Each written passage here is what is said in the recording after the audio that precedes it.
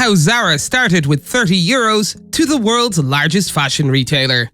Hey guys, today we're going to talk about how Zara started with 30 euros to be the world's largest fashion retailer. Let's get right into it. Zara has come a long way since its humble beginnings in 1975 with a meager budget of 30 euros. Zara is now one of the world's most well-known fashion brands, as well as one of the most successful fashion companies in its industry. Zara is owned by Inditex, the parent company of Zara, and one of the world's largest distribution groups. It has grown in both variety and reach, and it now owns approximately 7,000 stores worldwide. This expansion has included men's, women's, and children's clothing, as well as shoes, accessories, and other fashion items.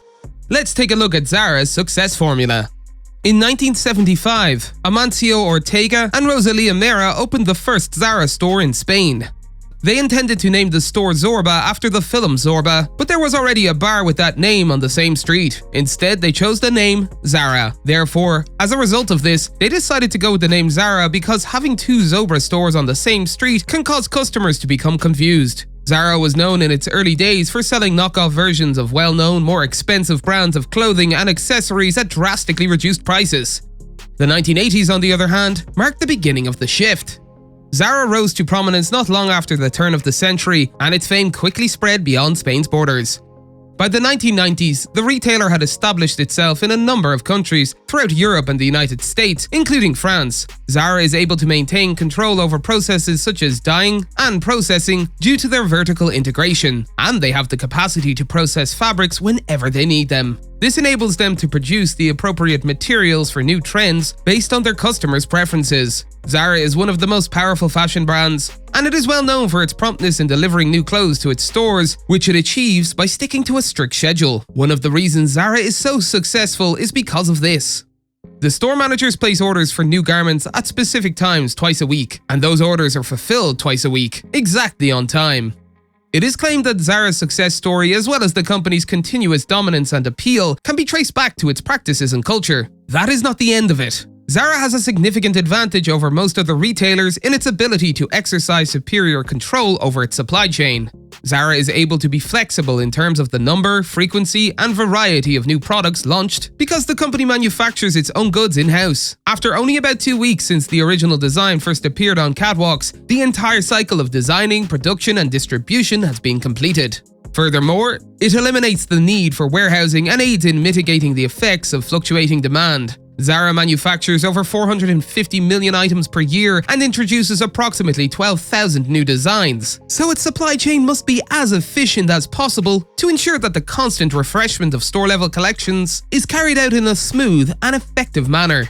This popular fashion brand's success story is truly inspiring. Zara's success story revolves around the implementation of a centralized enterprise resource planning system. The primary software, which is hosted in the cloud, is in charge of inventory, products, and logistics. Furthermore, Zara receives approximately 85% of the total price for each item of clothing sold, whereas the industry average is only 60 to 70%. Zara has served as a model example of a business that fully understands its clientele and caters to their specific needs for many years. Rather than attempting to predict what fashion will be like in the distant and knowable future, the company has focused on meeting the actual needs of the fashion industry. Zara's meteoric rise to prominence has unquestionably been guided by this principle.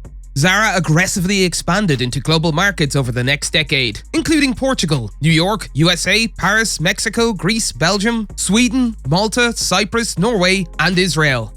Zara stores can now be found in almost every developed country. Zara now has nearly 3,000 stores strategically located in major cities throughout more than 100 countries. It should come as no surprise that Zara, which began as a modest store in Spain and is now the world's largest retailer of fast fashion and the flagship brand of Inditex, has grown to become the largest of its kind in the world. According to Forbes magazine, its founder, Amancio Ortega, is one of the world's wealthiest people. Zara lags behind in mobile commerce and needs to catch up quickly. According to market data, mobile commerce will surpass desktop e-commerce by the end of this year. Most businesses receive 15 to 20% of their website traffic from mobile devices, and this figure is growing. With a flood of mobile commerce investments expected and Zara's competitors benefiting, Zara should make mobile shopping simple and enjoyable right away.